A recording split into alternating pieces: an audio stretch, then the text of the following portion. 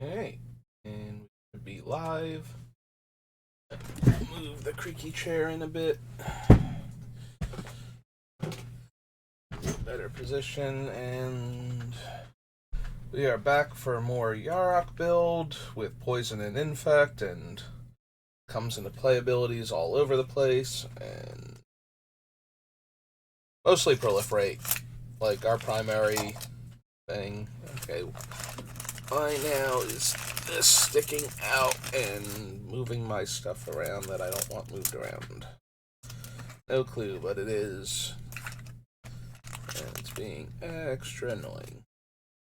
Distracting. Okay, I think that's got it. Got my uncommons from... Oh, nope, knocked them over again. From Phyrexia All Will Be One.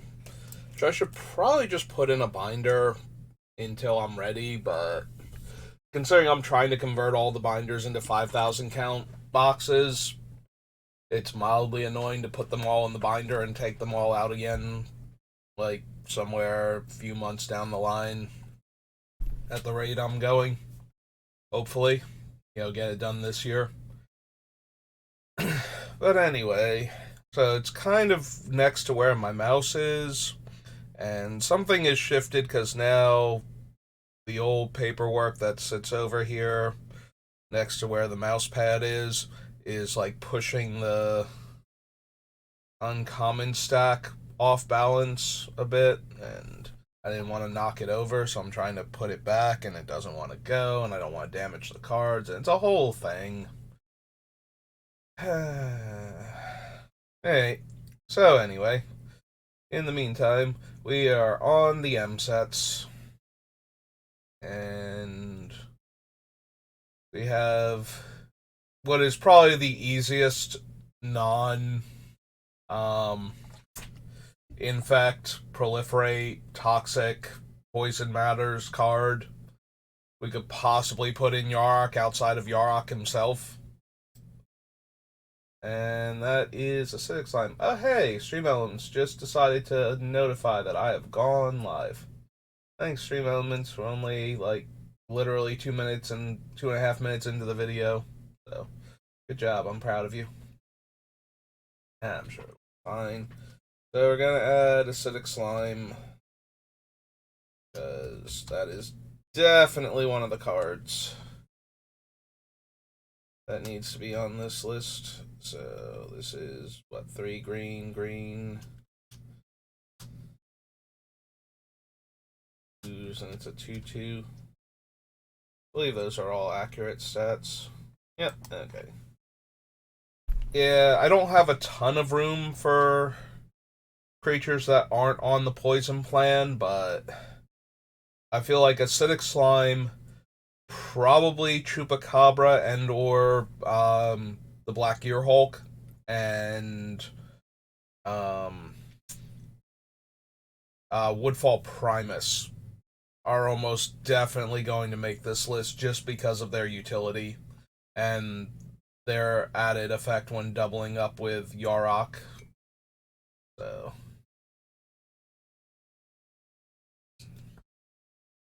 sorry, Borderland Ranger, I need it to come into play. Yeah, we're also going to need a few ramp creatures that come into play and give us mana sources. Preferably lands, so that way we can combine them with the Evolution Sage from War of the Spark. Get all of the extra triggers, but we'll have to see. Was the introduction of Doomblade, right?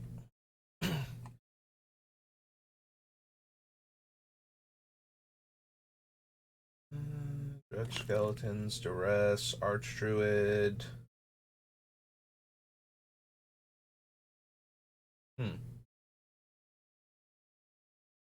That was weird. I'm going to guess it's just... So we've caught so many mice, but the problem is that once they stop coming out and start breeding again, that then we just get more of them. So there's a couple of them back here, and I hear them rummaging, but for some reason it sounded like it was in my headphones for a second. Because I have the one headphone on and the other one off so I can hear background noise. But it sounded more like it was coming from the side where like, if the headphone's on my left ear and not quite on my right ear, it sounded like it was coming from the left side. And that was weird and kind of threw me for a second. Like, why does it sound like he's rummaging around in my headphones?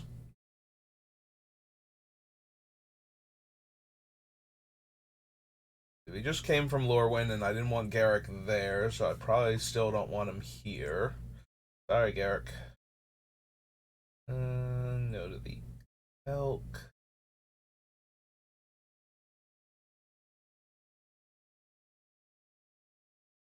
Targets a no. Vector no. Nope. Shroud. Flying. Lily. Allow more elves. When cast a spell, reveal the top card of your library. If it's a creature card, put it on the battlefield. Otherwise, you may put that card on the bottom of your library. It's okay. Most of our stuff is not actually creatures. Despite what, like, we'll have a bunch of creatures, but we're not going to have room for all of them. So it's not. And then we're going to have 40 lands, so we will be less than 50% to hit any given flip on lurking predators because of the lower creature count, unfortunately.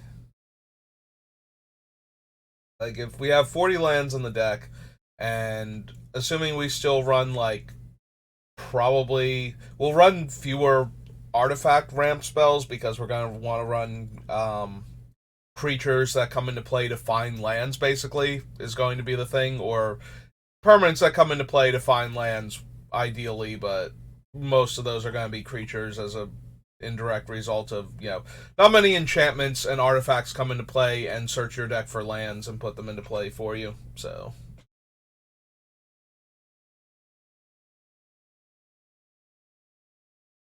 No to all of these.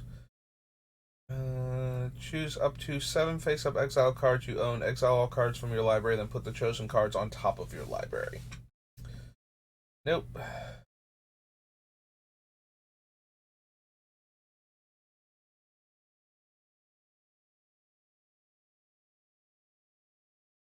Nature Spiral, negate. I did get a little distracted by the two creatures up there that apparently only ever existed in M10, and that kind of threw me. The Moldervine Asp and the Mist Leopard.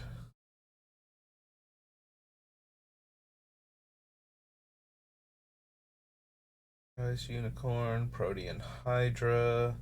Enters with counters. Damage will be dealt whenever counter remove. Put 2. No. Okay. Mumble, mumble, mumble. Start of card text. And no. No to that card.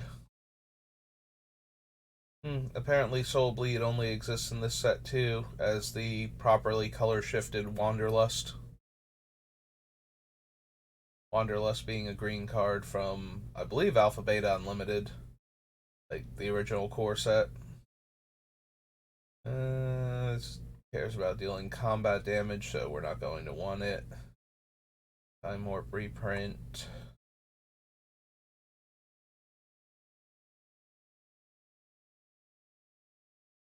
And that's going to do it for M10. Zephyr Sprite, another card that doesn't exist outside of this one set. It's kind of interesting, when they're designed to be the most generic cards and easily reprinted if they need something like that, and then they're just never reprinted after that, so. That was M10, we need M11.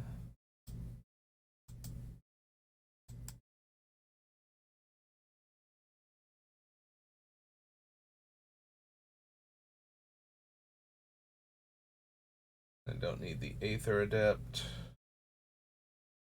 If we needed it, we would run the Jellyfish instead, and I don't even think we need that one, so.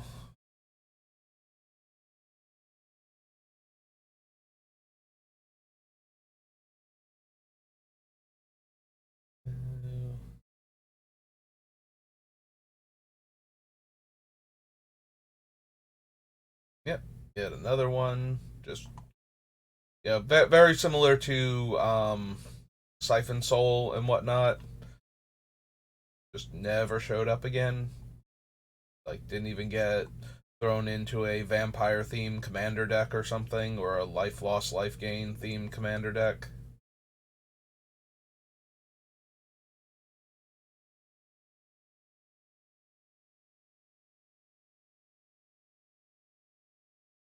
Dark Tutelage, which is one of those. It's Bob, but on an enchantment, but more expensive. God, I remember. I probably mentioned this before when I first saw Dark Confidant. So I quit playing Magic during Mirrodin, like OG Mirrodin block, and I didn't sell any of my stuff because I knew I'd probably get back into it eventually. But at the time, I was really burned out on Magic, and a lot of the regular places that I played at were having super low turnout, so I was driving all the way over there to not play Magic, and that was kind of depressing. So I just kind of stopped actively playing Magic, and I would, buy a card here or there that I thought might do something in an Eternal format. Make sure my vintage deck doesn't go too far out of style. Um, but anyway, when I was getting back into it, so I started getting back into it a little bit with Kamigawa. Like, I thought the flip cards in Kamigawa were a cool design, which they are. They're the precursors to the actual like double face flip cards from Innistrad. Like the original attempt at making these things. And also, I've always been a fan of Japanese media entertainment. Like when I was little, I watched like Voltron and Transformers, and then as I got older, I remember waking up on like Sunday morning at like 6 in the morning to watch Sailor Moon and Dragon Ball. Dragon Ball Z. I did see a few episodes of OG Dragon Ball, but those were on like 5 in the freaking morning before regular Saturday morning cartoons. It was like OG Dragon Ball and an anime based on the Dragon Warrior slash Dragon Quest series. Like, it was called Dragon Warrior when it first came out in North America, but it's the Dragon Quest series from Enix, the Enix half of Square Enix before they merged. Um, and I only saw like a couple episodes because that was on so early in the morning that I could not wake up in time for that one normally. But so I remember, like, I saw the episode of Dragon Ball where they met Oolong for the first time, and the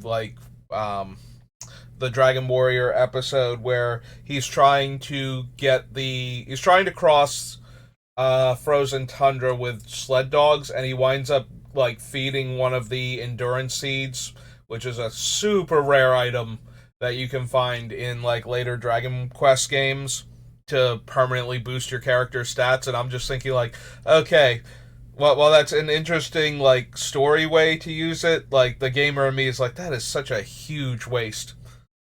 But anyway, so I was always into like Japanese stuff before the whole, oh, by the way, anime is like completely taking over.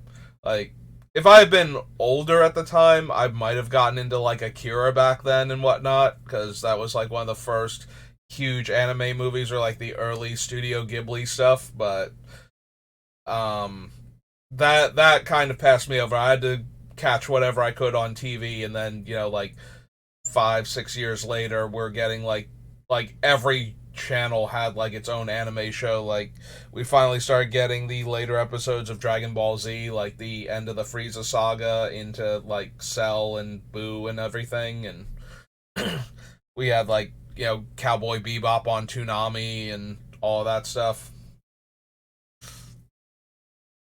So the I really like the Japanese aesthetic of the Kamigawa set, so that kind of started pulling me back towards Magic. So Ravnica, so I bought some stuff from Kamigawa block and open a few boxes. But Ravnica is where I started getting back into collecting Magic and started like, okay, I'm going to get like one of every tournament legal card. And Time Spiral is when I started getting back into playing regularly, like especially limited, um, like small level FNM level tournament Magic. So Dark Confidant. I was just getting back into Magic, and I kept opening. I was opening Ravnica packs, and I kept opening Dark Confidant. And I remember getting so annoyed at him because it's just like I look at him and I'm go, this is a bad Necropotence. You draw an extra card, but you get hurt worse the higher the casting cost, which means if you're getting a spell, you're taking like 1 to 4 points of damage most of the time off of your spell. And I'm like, and this is just awful.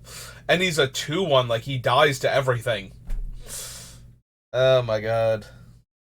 It's so funny. Like I opened a foil Bob and I'm mad at him for existing because I just wanted the shock lands and whatnot from the set.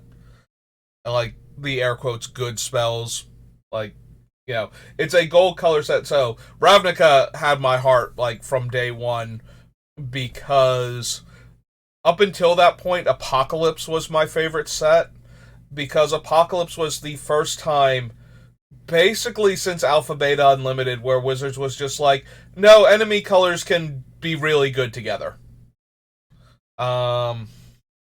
So in the original set, in Alpha Beta Unlimited, well, technically not in Alpha because it accidentally got left off the rare sheet, but they're supposed, like, Volcanic Island does not exist in Alpha, it only exists in Beta, and forward.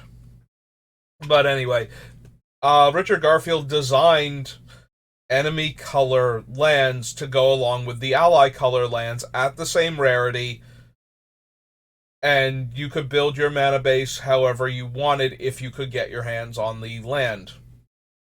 And the whole idea behind this was, even though the colors were enemies, they were still able to be played together if you really wanted to. And that was built into the game from the get-go.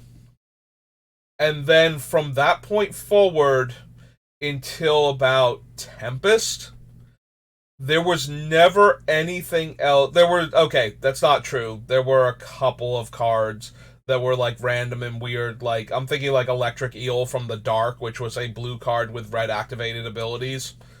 But 99.999% of the cards,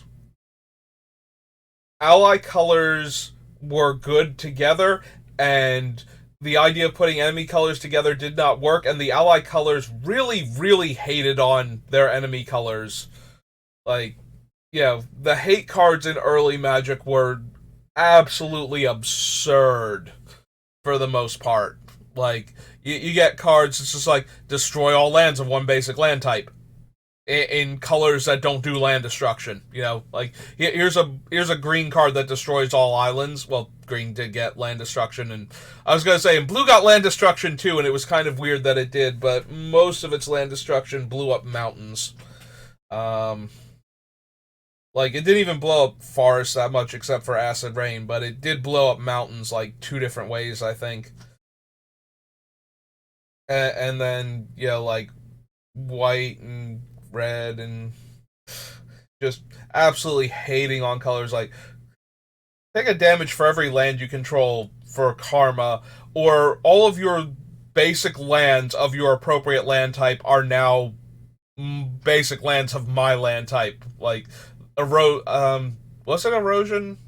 It's a white enchantment that made all of your opponent's mountains into plains. Like, literally, what is the red deck supposed to do against that? Its entire mana base now produces a completely different color than it could before. And early on, there were almost no non-basic lands that produced colored mana either. Like, your only sources of red mana, there's nothing in Arabian Nights, except for City of Brass. I'm sorry, there is City of Brass. Nothing in Antiquities. In Legends, you got Hammerheim, which is a legendary land that can tap for red. Um, Nothing in the Dark. Fallen Empires, you got two non-basic lands that make red mana. In Dwarven Stronghold and Dwarven Storehouse, I believe. So yeah, like, early on, color hate was just so ridiculously hateful. So there were almost no cards, though. Like I said, there's like the Electric Eel activated for red mana until Tempest. And in Tempest, we got the Ice Age Pain lands for enemy colors, except they also came into play tapped. So you got both of the most traditional, your land can't be better than a basic if it produces, like, especially if it produces multiple colors of mana. So, absolutely hating on these poor non-basic lands. And then you got, like, for the most part, a mediocre two-color rare that, I mean, Vadi is cool. Like, Vadi's actually playable. Like, being able to tap to make a creature's power or toughness 1 is kind of a neat trick, and I have certainly built decks that work around that. He's actually in my Volrath, the Shape Stealer deck, because if I can put a -1/-1 counter on your creature and then tap to make it a 1/1, I can kill basically anything. And with all the other things running around with 1/1 counters on the, like, -1/-1 counters on them in that deck, it's pretty easy for Vadi to just randomly be able to tap to kill a creature most of the time. So that's pretty helpful.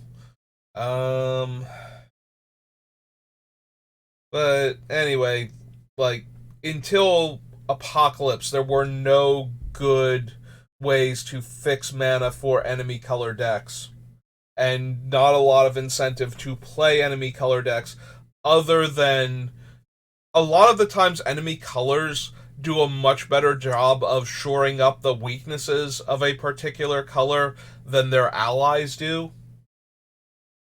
Like, if you're in green, you get a lot more creature hate and better creature hate a lot of the time by dipping into black than you do white or red. Like, white had Swords to Plowshares back in the day, but once it stopped getting things like that, it started getting cards like Pacifism instead, or like really expensive, like 3 and 4 mana kill a creature, and a lot of times that creature had to have messed with you first. And then red was all direct damage burn, so you could kill smaller creatures, but your big guys would have to get into combat with their big guys and just, trade off still. So pairing it with black gave you, like, your terrors, your dark banishings and whatnot that could actually just reach out and kill a similarly large sized creature a lot of the time and let your big guys rumble. So you could shore up the failures of your deck in its primary color a lot better, I always felt, with some of the things from the enemy colors rather than the ally colors.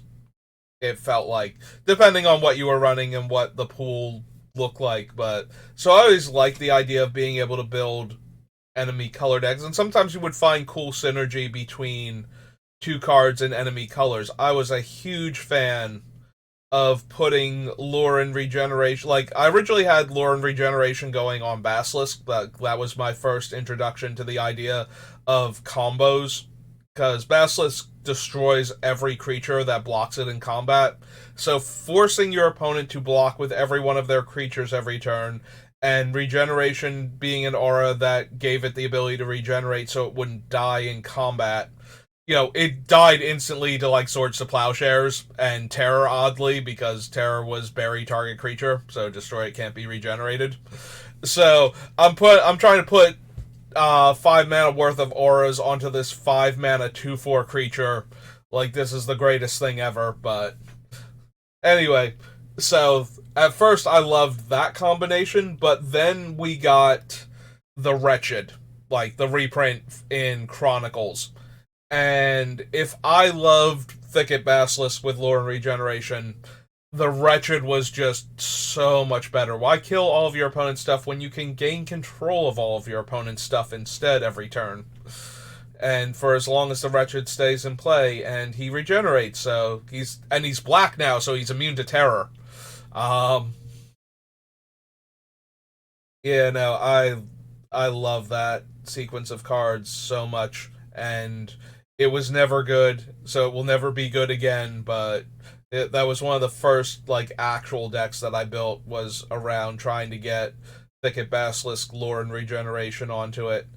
I actually desperately wanted a Black Lotus back then because my combo was 5 mana, and so Dark Ritual was already helping, so if I could just get a Black Lotus to get the extra green mana early on, that would be super helpful. I won one of the best cards in the game to enable my terrible combo. Good times. So, yeah.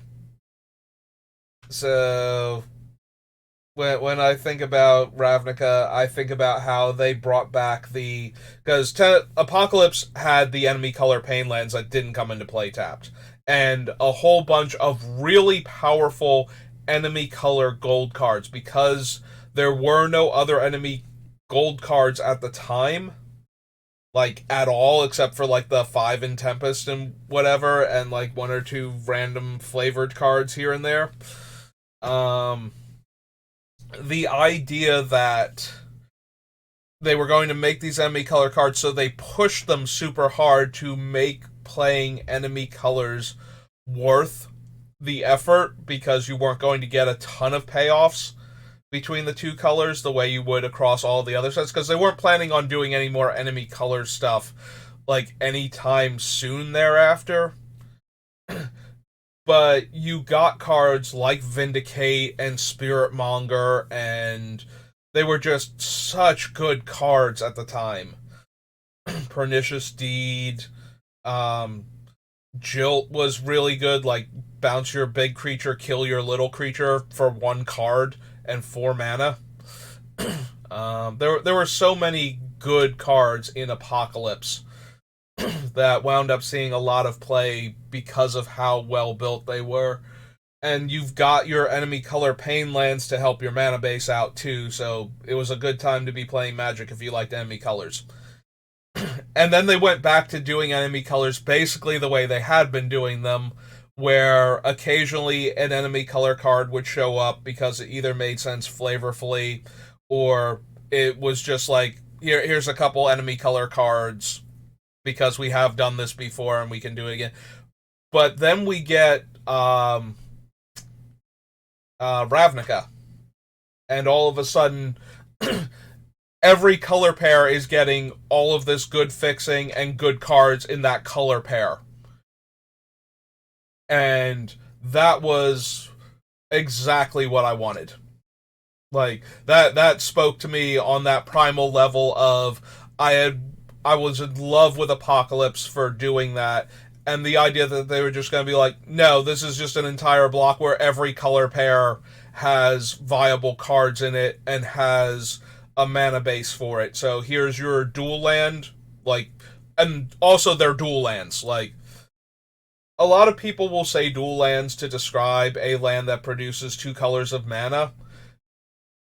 In my mind, it's not a dual land if it doesn't have the basic land types. Having the basic land types is what makes the original duels so unique and powerful in Magic. And so when they give those basic land types to a dual land or a tri-land, it matters a lot to the card's playability. Like, you give a land basic land types and it becomes fetchable with the, Onslaught and original Zendikar fetch lands, and that is such a huge deal for a lot of formats where those cards are legal. So, being the first actual dual land since the original dual lands, really, like, the shock lands were such a huge deal to me when they came out, and I love them, and I was super excited, and that got me back into playing Magic. And then I started playing like, by the time the all three of them were out, I started playing, a little bit of draft again. So I started drafting with Time Spiral, and then I got back into Magic fully at that point, and I haven't looked back since then. But yeah, Dark Tutelage makes me think of Bob and the funny story about how I thought Bob was terrible. I'm like, why would I want this? And the weird thing is, I was in love with Sensei's Divining Top even back then, without any ways to really shuffle my deck, just manipulating the top of my deck. And it took somebody else pointing it out, I think, to go, you love this card, and Dark Confidant goes amazing with him. Like, oh wow, he really does, because you can make sure you draw a land every turn off of Dark Confidant, that you have land in the top three cards of your deck to get through the land faster to get two spells. And then if you want the spells, you have a couple options. You can just draw the extra card, like whichever one is cheapest, take that much damage. Or you can actually use the top to get the card into your hand without taking the damage, and then reveal the top from Dark Confidant and take one damage and draw that card for the Dark Confidant, and then get your regular draw step, so you can get both of the cards into your hand for only one damage guaranteed. And that, once I realized that, I was actually like, oh no, I love this card now. This is amazing.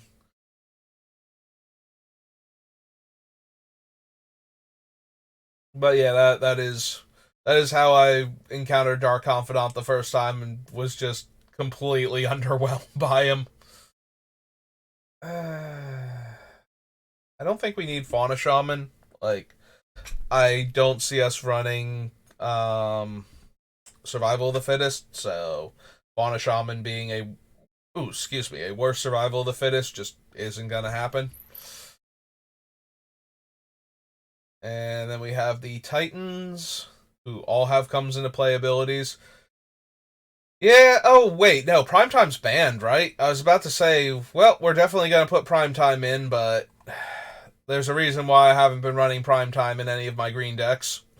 And that's kind of because he's banned.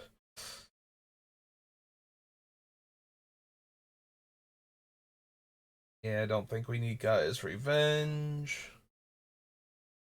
Pack Leader, no. Grave Titan, if we cared more about the comes into play effects and less about poisoning our opponents to death, Grave Titan would be amazing. But that's not what we care about. Oh, hey, it's one of Mark Roseware's least favorite cards, Hornet Sting. I will agree with the logic behind it. Like, Hornet Sting seems so innocuous until it actually saw some amount of tournament play, because when you give a color a card that does a thing they normally can't do at all, even if that card is very bad, sometimes it still gets to see play just because it's shoring up one of the biggest weaknesses of that color.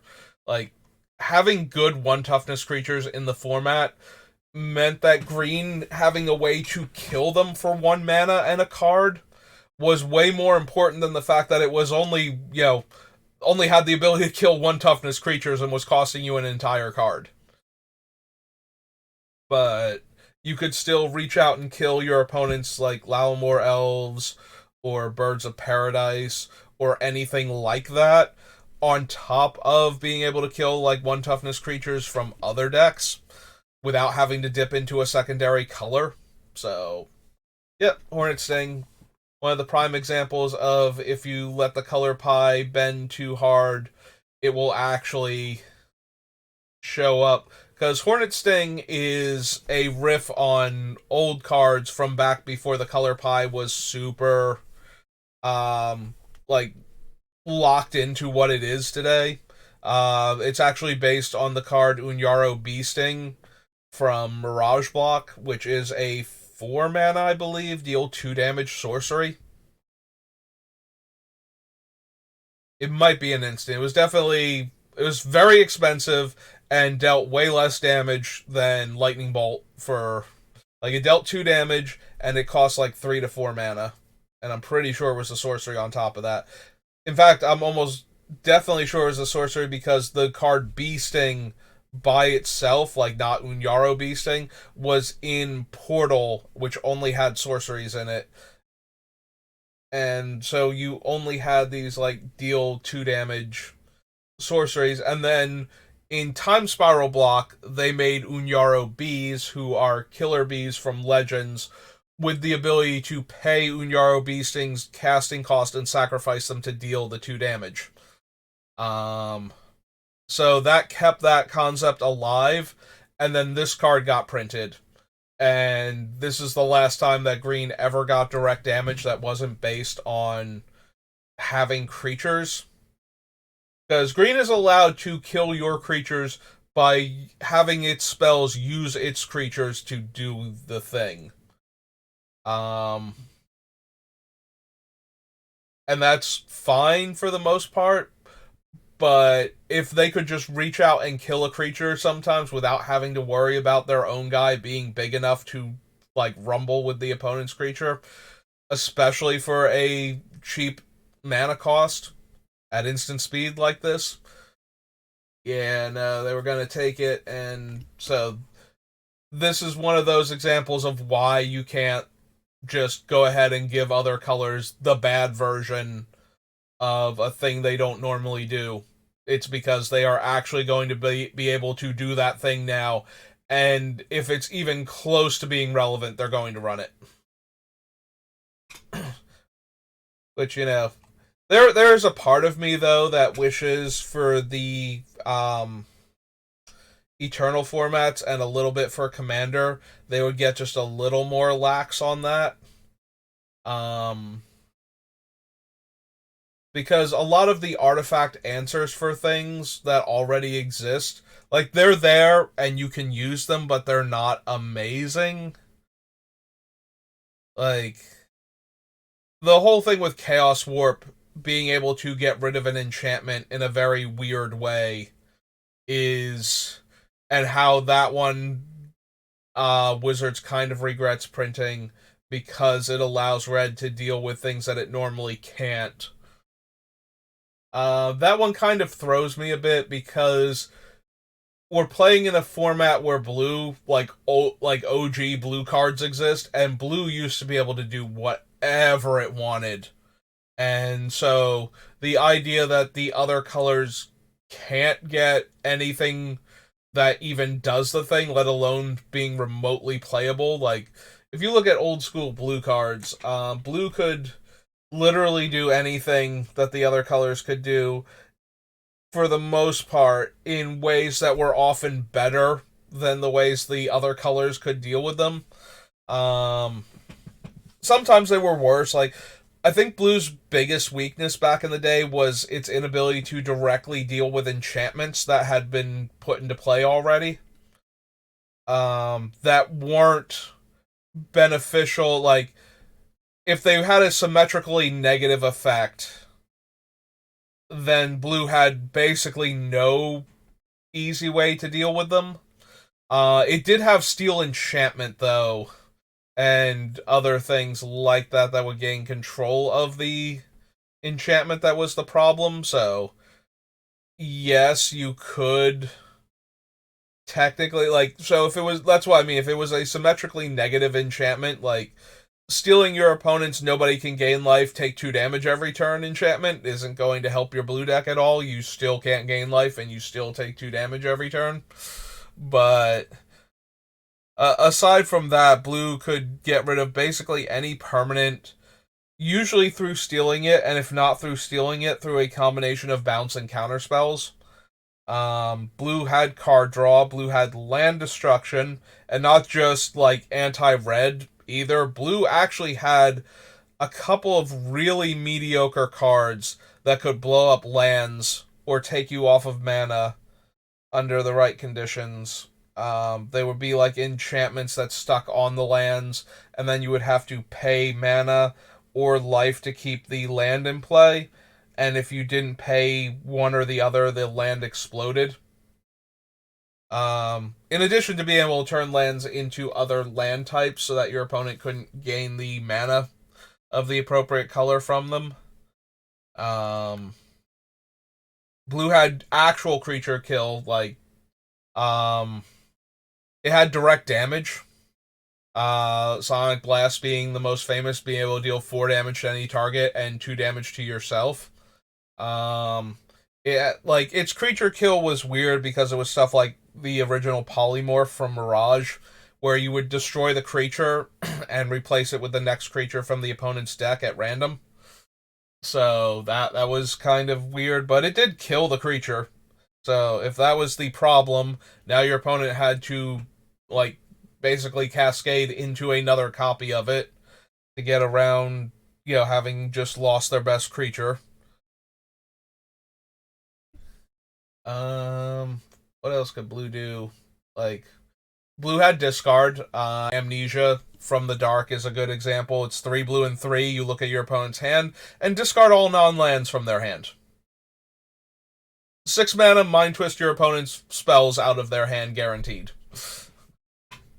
Now, granted, it's a 6 mana sorcery, so by the time you can cast it, other players might not have a full hand. But you're also in blue, which is the color of card draw, which means that you might have given your opponent a few cards in order to get yourself a full grip again.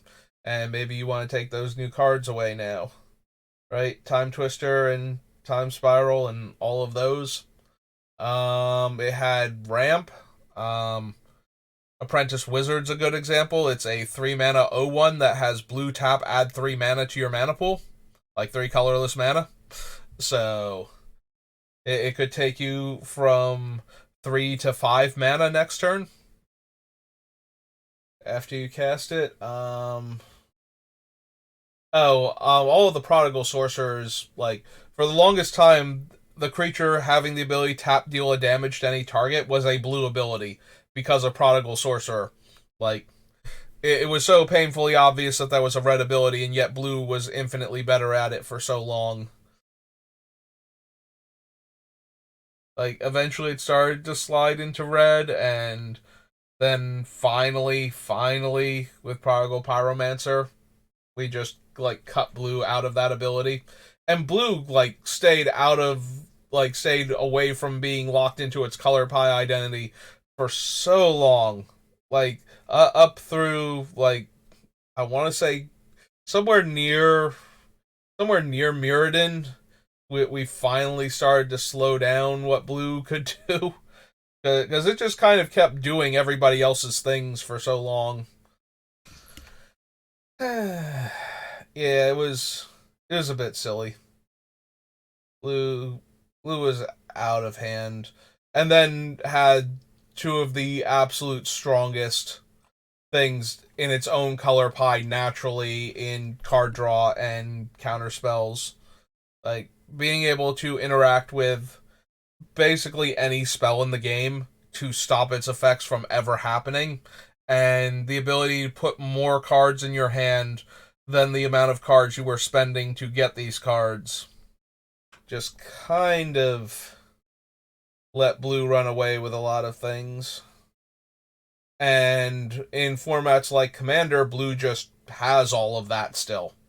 Like, now granted, some of it's very inefficient and some of it's not amazing, but as I said with the bee sting before, it's like if you really need it to be able to do it, and there's a card that lets it do it without having to dip into another color, then you can expect to see that card at some point in time. Like, and like the biggest thing to stop a card like that from showing up is how financially expensive the card is.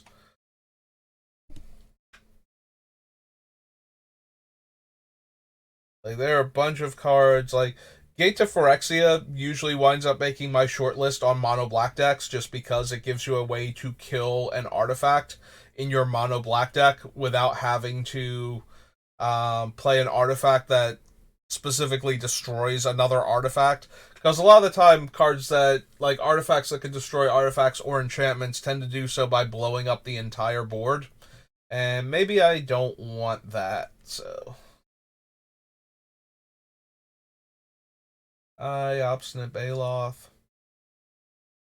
Get +X, where X is the greatest power among creatures you control.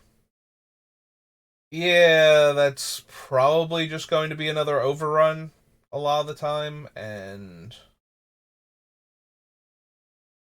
sometimes not. Like, it's 5 mana, just like overrun, and it's slightly easier to cast instead of being triple green and 2, but considering that most of the time our best creature is probably going to be at best a 3/3 or a best 3 power, there are going to be a lot of times where our best creatures are all like 1 or 2 power, so it's an even worse overrun at that point.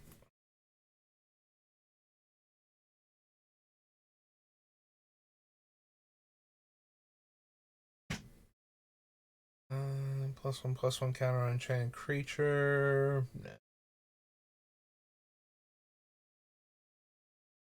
Right, I'm not forgetting this Primeval Titan is banned.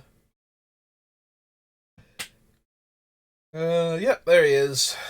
That's what I thought, because I haven't run him in anything in forever. And for a half second, I was like, oh, we can put Primeval Titan in here and he'll be great. He would be great if we were allowed to run him, which is one of the reasons why we're not. The fact that he tutors up non basic lands is probably the biggest issue for him.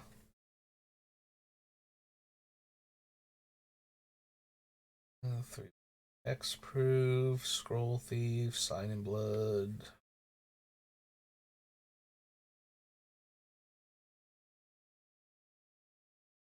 Nope.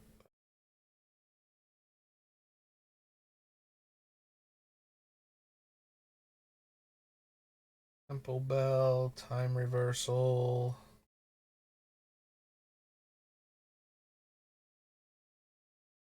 Mines, Water Servant. Yep, okay.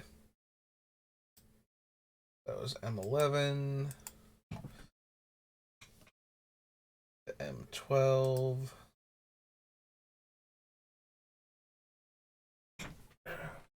Alright, let's slouch in the creaky chair. Let's prop myself back up.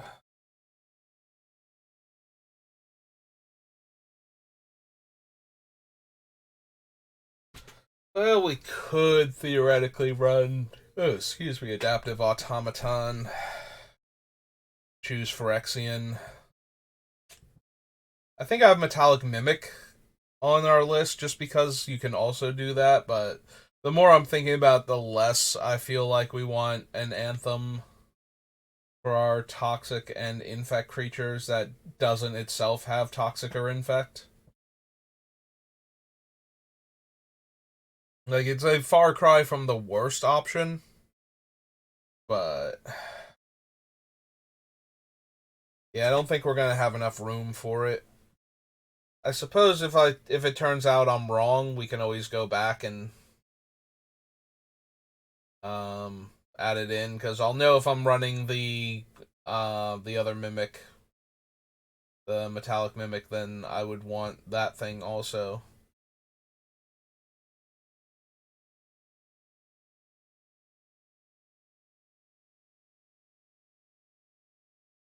Visigoth. Right, this is the one with all of the bloodthirst creatures in black, green, and red.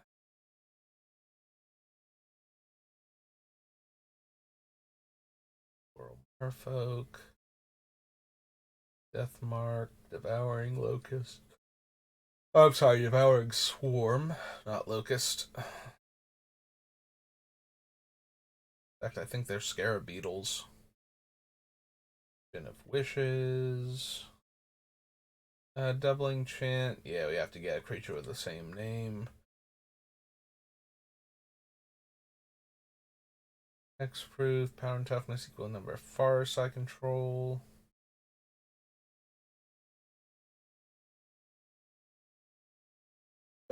There's Frost Titan again, and Garrick's Companion, and Garrick's Horde.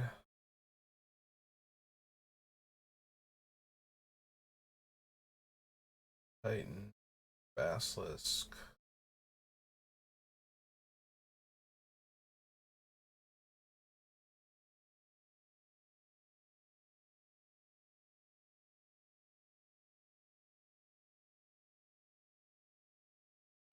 Crocodile.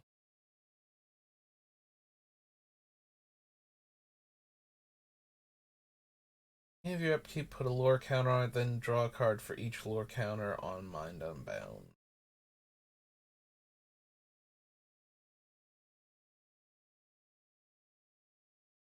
Every creature you control gains Death Touch until end of turn.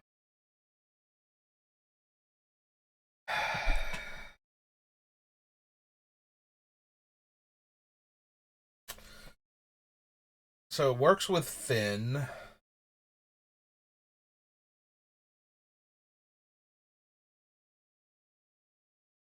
It also helps with all of the other creatures if they can suddenly gain Death Touch. It discourages players from blocking with their like good creatures and just eating my stuff. I'll add it to the list, but I genuinely don't know if I'm going to have room for it or not. Page. Black and 1. Wizard. Black. Wizard. 2-1.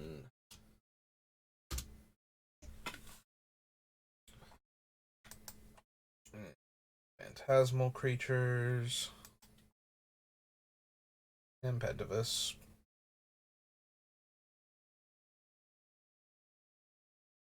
Phantasmal Image is always a bit tempting. You can double up on the comes into play abilities of things by copying them, which, you know, then goes hand in hand with copying the ability because it came into play from Yarok. And it's so cheap to do it too. Yeah, we can add it to the list. It might not make it, but we're already running things like the Phyrexian Metamorph for the same reason, so. An illusion shapeshifter? No, it's just an illusion.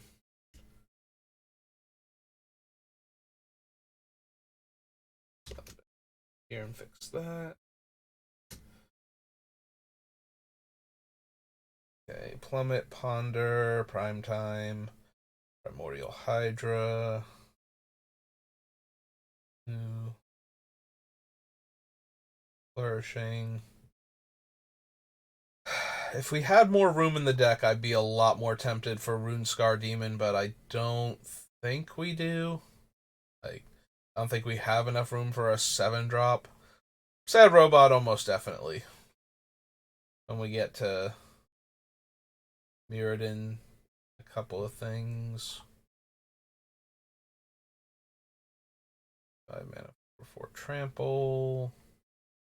Alright, this is where Swiftfoot Boots debuted, and I'm a sucker for those in any creature-based deck, so.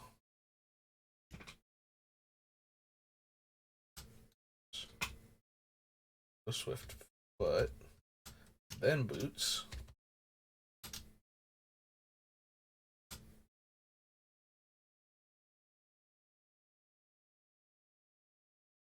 There we go. Just a little bit to the right. Taste of Blood, Thran Golem, Throne of Empires. No, there's Time Reversal again. Turn to Frog. Vengeful Pharaoh.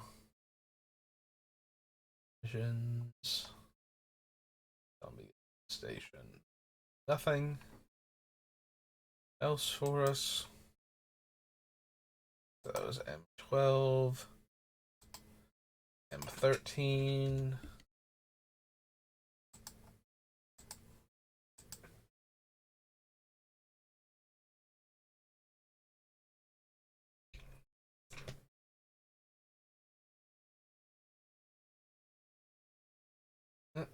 Oh no, wait. Arbor Elf was World Wake. I was like, was this the first time Arbor Elf showed up? But yeah, it's a World Wake card, so no. Can't run Arctic Haven, so it doesn't matter what it does.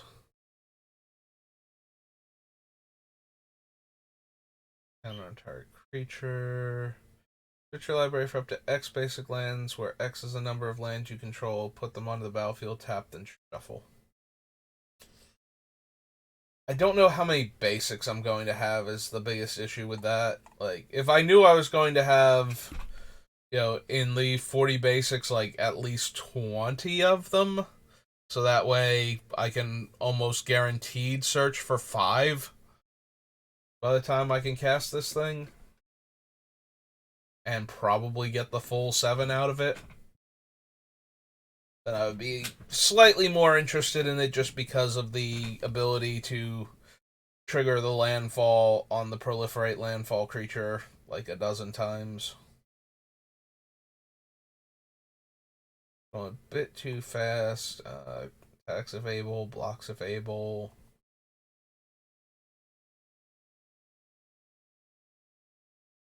No. Disciple of Bolus, Divination, Door to Nothingness.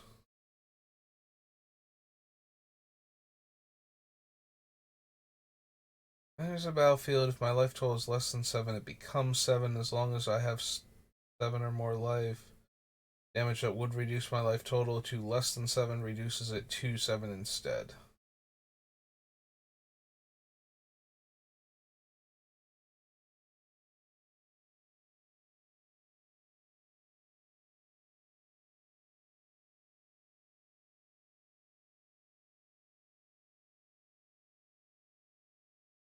Or X11 Sapperling tokens, where X is the greatest power among creatures you control. Primal Hunter is 3/3 beast token, draw cards equal greatest power, and 6/6 worm for each land I control. Nothing that's super helping this deck.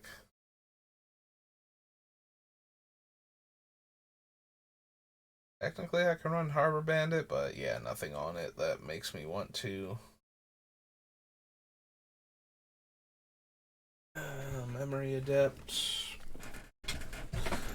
Yeah, don't need to mill ourselves, don't need to mill the opponent, so no. +4/+4 if they have lots of cards in the graveyard. Or White Exalted. Get swamps from my deck.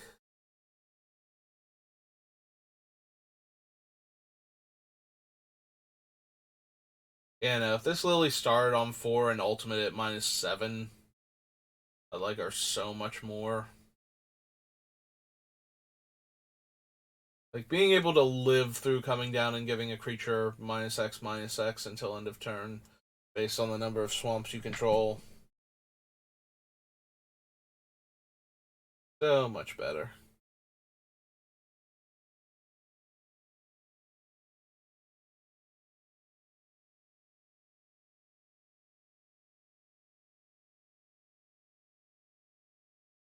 For creature with one of the keywords. Oh, and then puts it on top. Nope. And now I need it to go to my hand so I can cast it. This turn if able. No.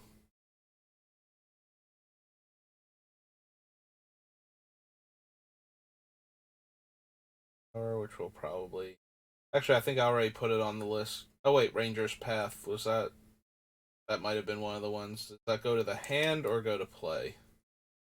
Onto the battlefield tapped. Yep.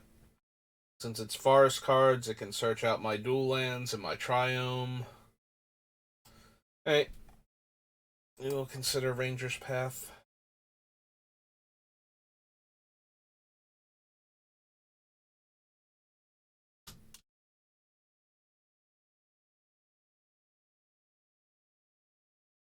Green sorcery.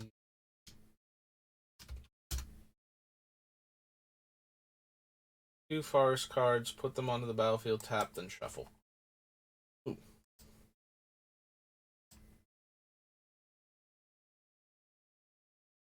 The blue ring gives hexproof. Green one gives trample. Black one gives 2 to regenerate.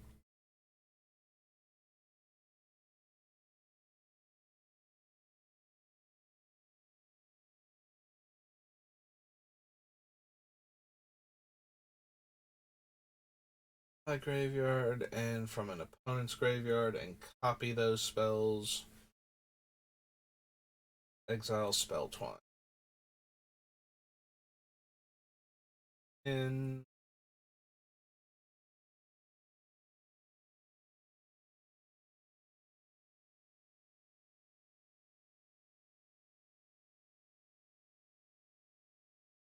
yeah, no, this was where Thragtusk Thragtusk never been supplement that's thereafter.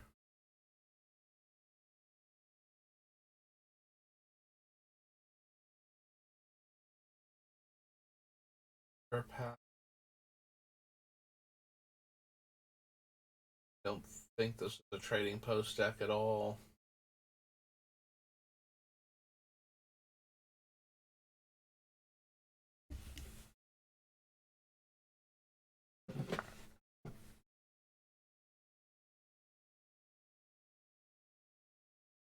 Earth, Void Stalker.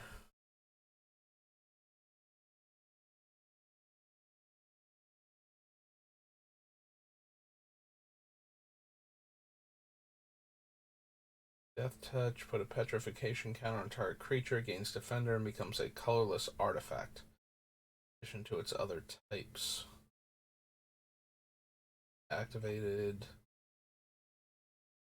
Self. Oh, elves versus inventors. Okay. Like, what is that expansion symbol supposed to be? Yeah. Okay. 13. 14. Right, hopefully I can make it through all of the M sets before staring at the screen starts to really get to me. I wish this was not such an issue.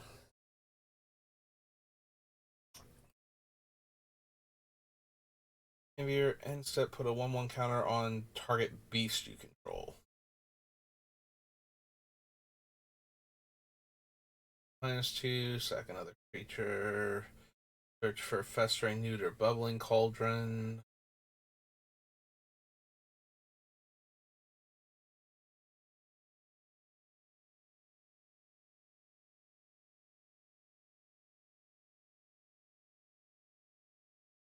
Target creature defending player controls till Colossal Whale leaves the field. Nope.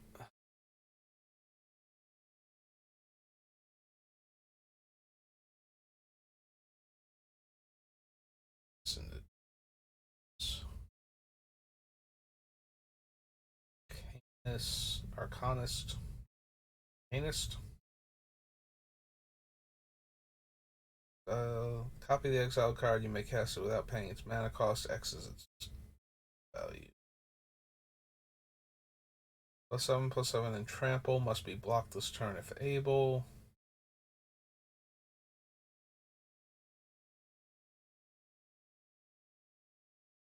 All creature cards revealed in this way into your hand rest on the bottom. Put a creature card from your green creature card from your hand onto the battlefield, and cast a creature spell. Search your library for a creature put on the battlefield, then shuffle.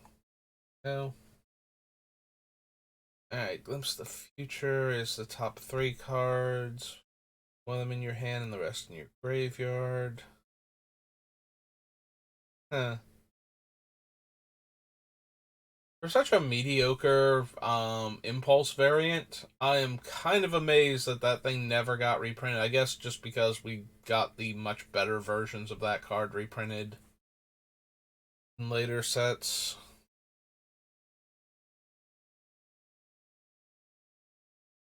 Oh, right, the ugly slivers that only affect your slivers. That I always have a problem with every time we get to this set.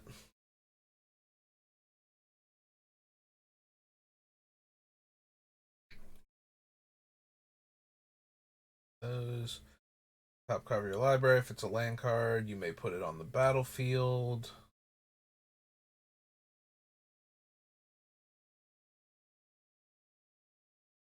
Attacks double the number of 1/1 counters on each creature I control.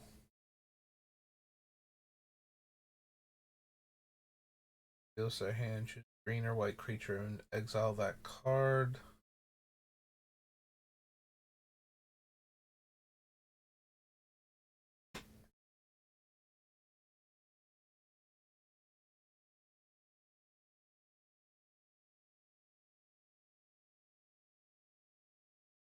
Merfolk Spy.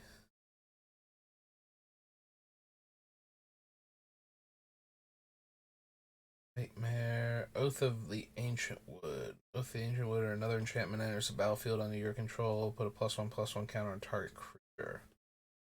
Nope.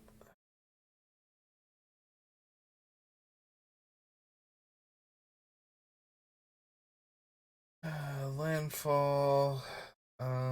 Gain 3 life. I have to cast a creature spell or cast a non-creature spell to get the other two things, but landfalls to give me 3 life. So yeah, probably not.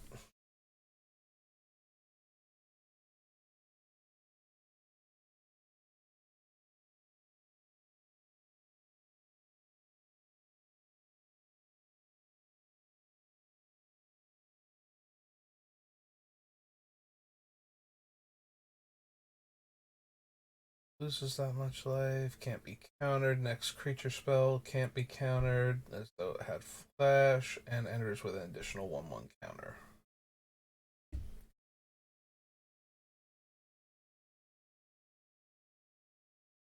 Vampire, Shadowborn Apostle, and the goes with him.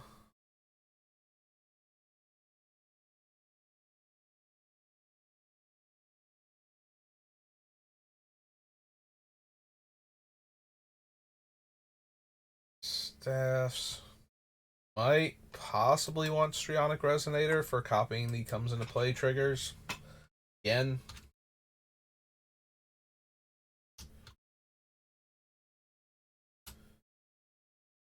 Like Resonator is a 2-drop. Yeah.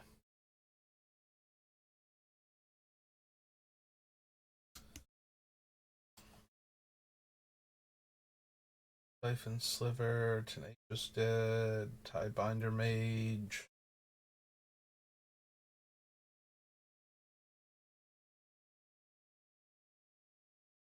Door.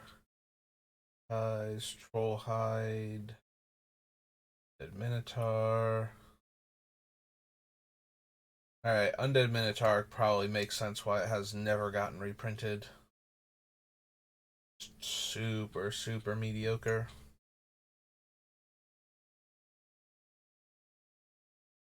I don't know, Witch Stalker. Behemoth gets +4/+4 and trample. Yeah, plenty of creatures I would not mind putting like a grafted war gear on, but this seems kind of unnecessary. So there's M14, M15. We'll do Magic Origins, and then I think I will call it a stream. I've only been going for an hour. I'm already this bad. Ah, it's so frustrating. Yeah, it just gets worse and worse each time I stream anymore. Like, it just. Something about the eye, like, my eyes just start hurting, and I just want to close them for a bit, and it kills me because I want to get through more of the deck building, and I can't. And it doesn't even bother me that much when I'm doing other stuff on the computer. Like, it bothers me a little bit, especially after spending so much time reading cards, but it's just like it gets so bad anymore. And it's just incredibly, incredibly frustrating because I want to keep going and actually like get through this and keep um building more decks, but will not let me, and I don't quite know why either.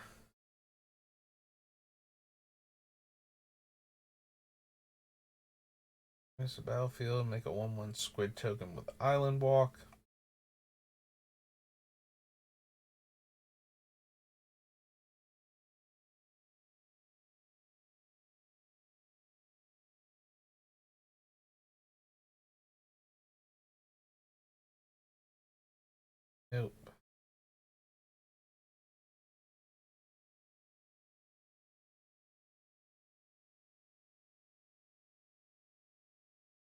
No.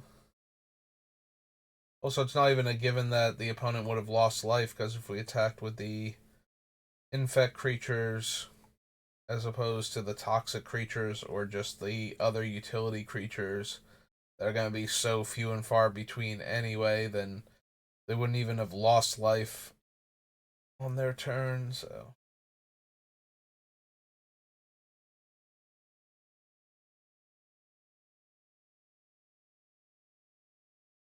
Target creature, you gain life equal to its toughness and emblem. Whenever a creature attacks you, it gets +3/+3 trample.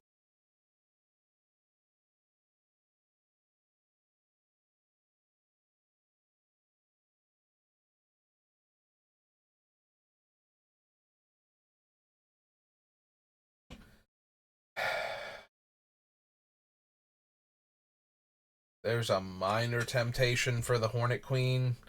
Technically, she comes from the commander set first and foremost, so we'll probably put her down there, but still. She has 7 mana, though. It definitely helps with something like Finn, where it's just like, oh, and by the way, I have all of these evasive death touch creatures that can give you poison counters because of Finn's ability. So, I don't know. Do I actually want her?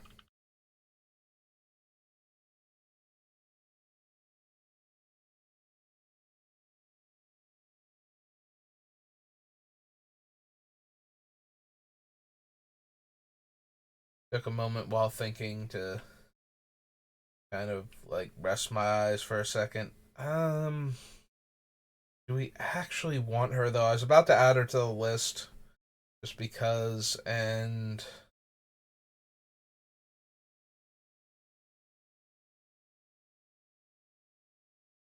I guess I add her to the list anyway, but like you get the double tokens and you get the death touch creatures, and both of those sound really good with some of the cards in our deck.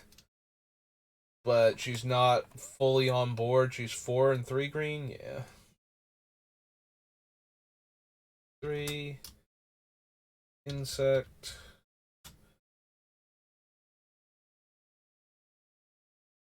Poor Hornet Queen. She is the queen of the Hornets, and they don't give her the noble creature type.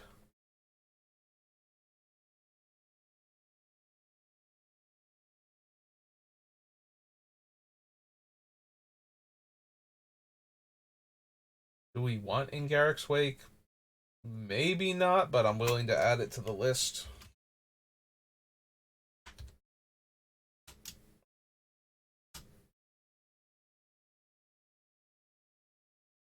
Yeah, I think I had been looking at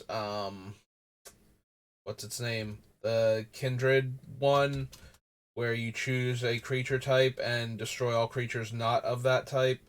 And one of the viewers was like, "Why would you take this thing when you can just run in Garrick's Wake and definitely kill all of their creatures and planeswalkers for that matter?" It's like, right, that is another 7 mana spell that does basically the same thing. And so here we are, finally adding it on.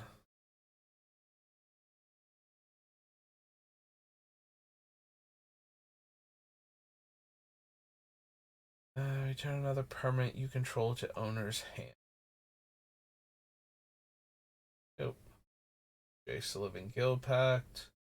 Sacrifice another creature, reveal the top of your library until you reveal a non-legendary creature card. Put that card on the battlefield and the rest on the bottom of your library in a random order.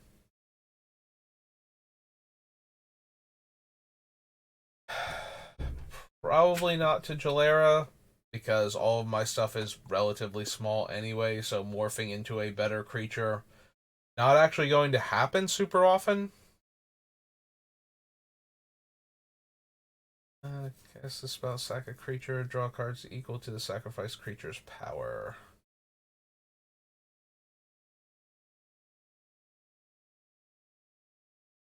Green Tree Folk Warrior creature token with this creature's power and toughness are equal in number of forests you control. Book. Put a 1/1 counter on another target creature. This combat damage to a player. Choose a card in your hand that player guesses whether its mana value is greater than 4. Player guess wrong, you may cast that card without paying its mana cost.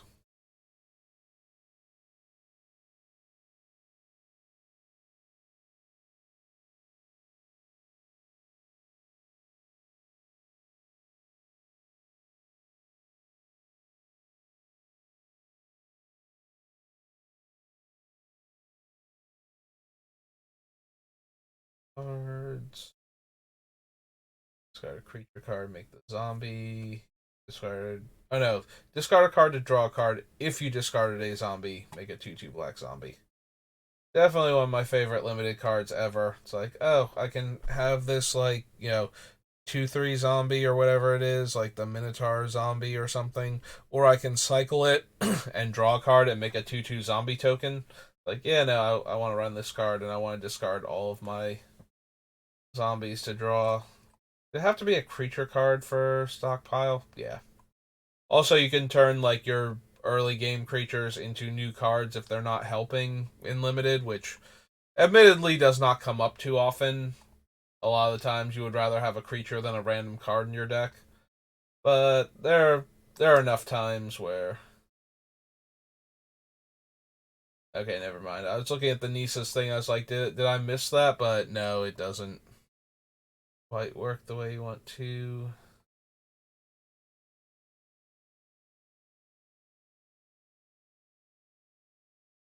Green creature gains trample, blue creature gains flying, black creature gains death touch. I think so. There's Perilous Vault.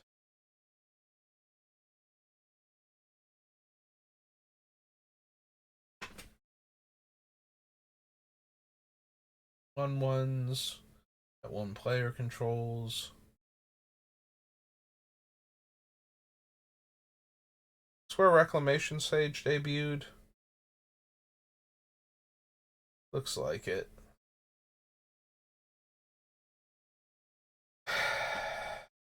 Destroy an artifact or enchantment. Yeah. Yeah, we probably need like one more. I don't know if Reclamation Sage specifically is going to make it, but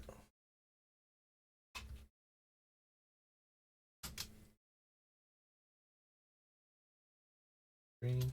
Is a sage an elf or a human druid? Elf. Oh, elf shaman, not druid.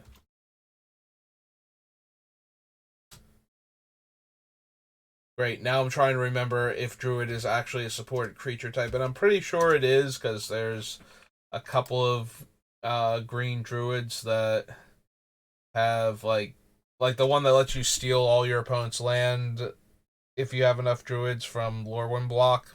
I think specifically Morningtide.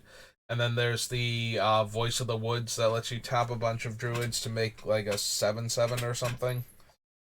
7/7 token.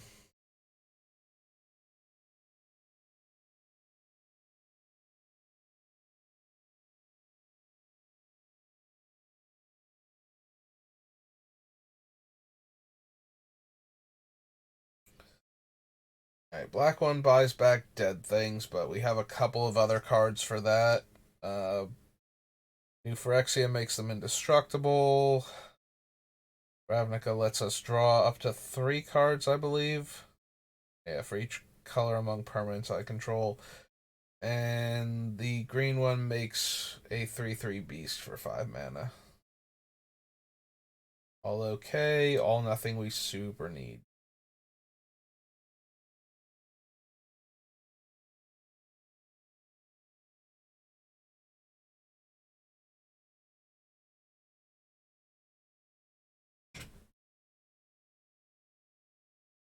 The number of 1/1 counters on it equal the number of creatures in all graveyards. Nope. Urborg.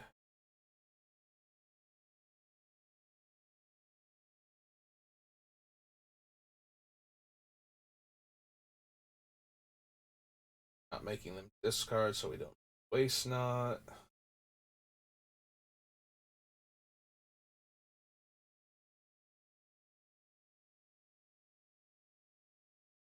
Yep. Those M15. M16 or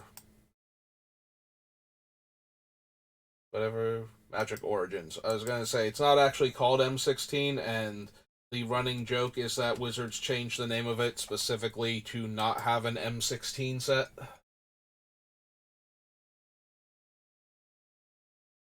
This was the last time we had core sets for a little while.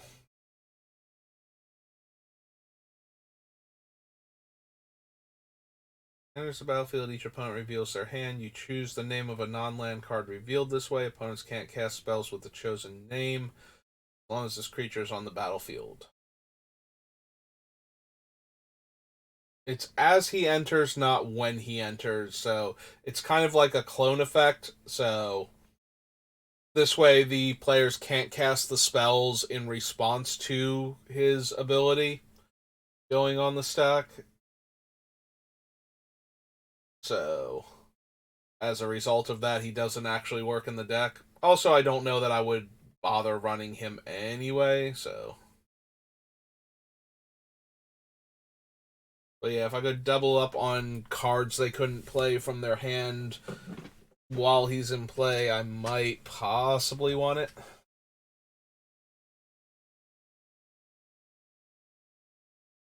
Yeah, I think I'll stick with the Reclamation Sage as my option for that particular effect.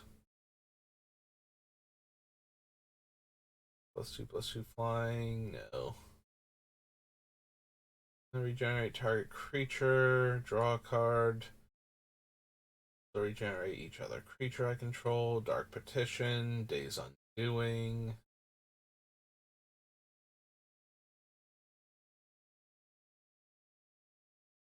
Choose one that hasn't been chosen. 4 damage to any target, gain 4 life, make a player discard 2 cards, draw 2 cards, and I lose the game.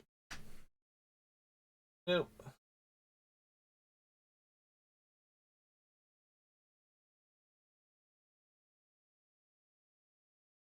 Spoiler from your graveyard to the battlefield. Spell an instant or sorcery card from your graveyard. Choose one. Counter target spell, non-creature spell unless its controller pays 2. Buff the Disciple, tap target creature, or untap target creature. Attacking elf, you can.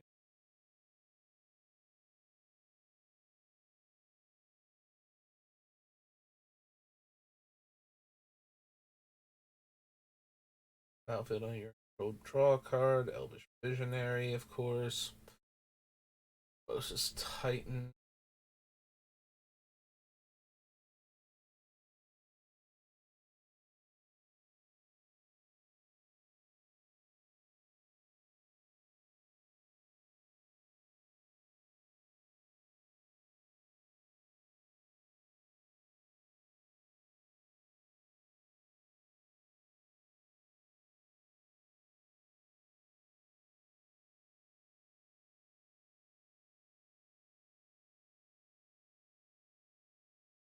Your hand rests in your graveyard. 2 creatures from them, so no.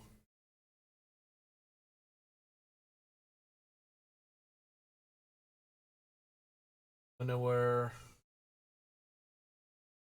Player loses life equal cards in your graveyard. No. Harbinger. Enters the battlefield. You may return target tapped creature an opponent controls to owner.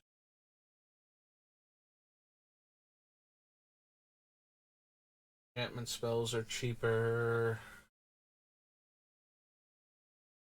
Yarok.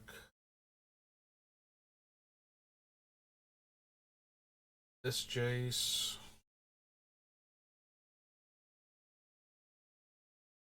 Try one. No.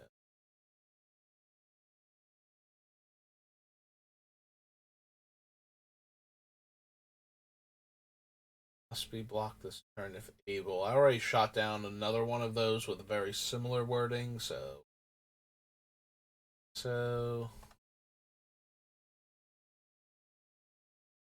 A creature with mana value extra less from your graveyard to the battlefield. Creature dies, get it back.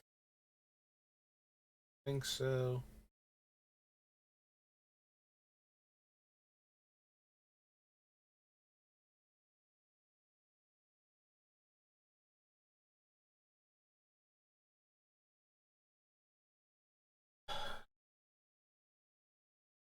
Graveyard on the battlefield. Roll gets 2 additional counters, so probably not.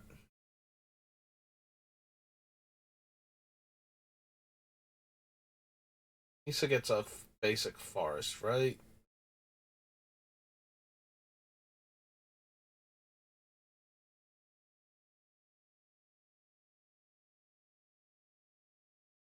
Two basic forests. If there are 2 more instant sorceries for 3 basic forests, they all go to the hand, so no.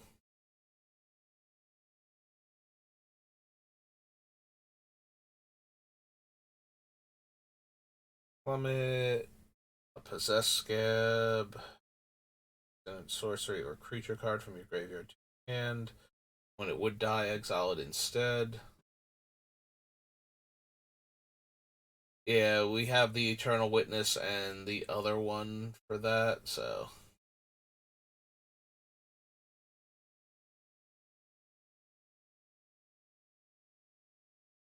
One Renown, Rogue's Passage, but we'll pick that up when we go to Ravnica.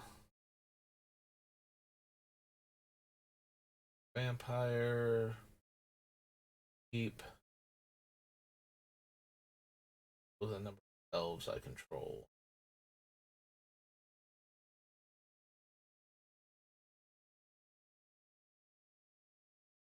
If you need life only, there are 4 more creature cards in my graveyard. Starfish, Vigilance Reach, becomes block its +1/+1 until end of turn.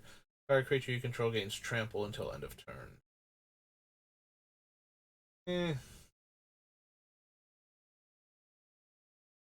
Not quite good enough.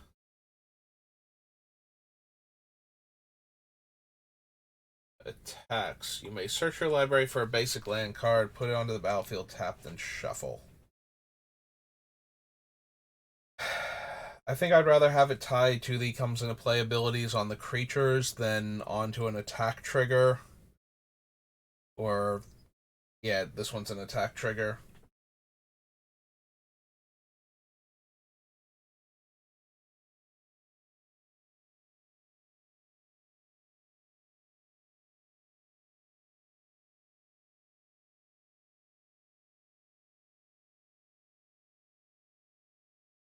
Player shuffles all cards from their hand and all permanents they own into their library, then draws that many cards. Each player may put any number of land cards from their hand onto the battlefield. Exile the Great Aurora.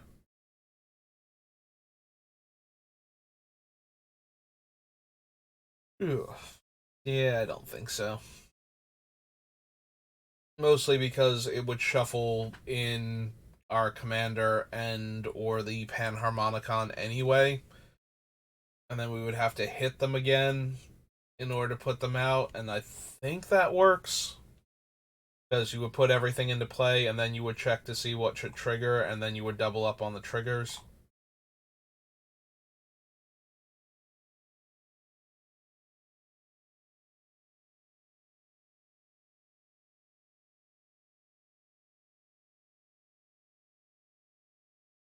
I was gonna say I don't think we need Boiler Rogue, and then I was trying to remember if she actually comes from Origins, and she does, because this was before we saw Kaladesh proper. For a non-legendary green creature with mana value 3 or less and put it onto the battlefield.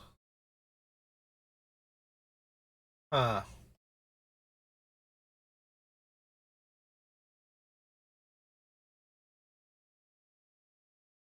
Actually wondering if we want that. The problem is that we're not running like Glistener Elf, so the number of green creatures we can get is kind of on the low side. Like, we have the one elf that destroys an artifact when she comes into play. Yeah, I suppose we don't actually want Woodland Bellower. And that brings us to the end of Origins. Alright. Well, I wanted to go a bit longer, but once again, whatever this is just absolutely ruining me. So that's going to have to be it for right now. If I can, I'll be back on to draft in a little bit, but now that I've done this, I need to I need to take a few moments and I'm going to go do that. So I will see you all later. Thanks for watching. I hope you're enjoying my rambling and my building of fun commanders at least. I have got to see if I can figure out something for this though, because it just keeps getting worse and worse. Um, it is the time of year when my allergies are at their worst, so it might be just pressure on my skull in general from congestion and such. But it's just been so terrible lately, and I just have no energy, and like an hour and a half, and I'm already like almost nodding off while looking at cards. It's just so bad. All right, well, enough complaining about how things are. Let's call it for right now, and maybe I can figure something out eventually. Probably not anytime soon, though, so it's just going to keep being a thing. But I do appreciate everybody watching, and I will see you all next time. Have a good rest of your day.